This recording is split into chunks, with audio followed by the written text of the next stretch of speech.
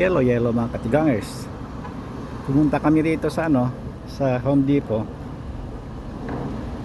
kasi bumili kami ng lock ng mga ibon namin kasi ang alam ko ninakaw yung isa kasi hindi ka pwedeng makahuli dun sa sa loob ng hawla namin kasi malaki yun ako nga hindi makakahuli kaya lang yung nawala yung agok-okop, kaya siguro ginakman nila yun kasi may lock yung yung hawla namin na malaki, yung pwede kang pumasok, kaya lang iniiwan ko yung susi malapit dun din.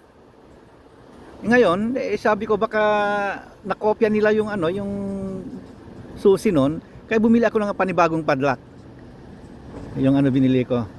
Ngayon magdadrive din kami dito sa sa bangko kasi ang tagal ko nang di nakakita ng magkalapit lang. Ayun yung Home Depot, ito yung Chase Bank, magkalapit lang. Ito lang, ganito lang kalaki ang ang bangko dito. Dadaan kami rito kasi tagal na akong nakakita ng cash.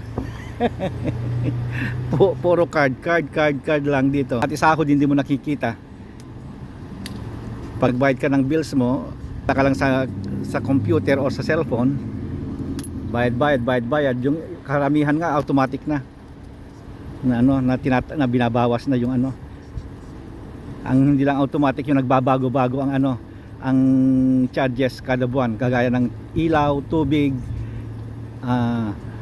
credit card. Yun ang pinupuntahan ko, 3 credit card na klase tapos tubig at saka yung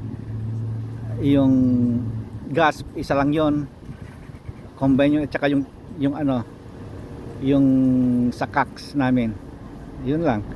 Kaya hindi nakakakita ng ng cash, kaya pupunta kami dito, kukuha ko ng konti. Okay, bye bye. Maliit lang ang bangko dito, ayan lang, ayan, para daan na lahat yan. Ayan, Sizzler, ito, ayan.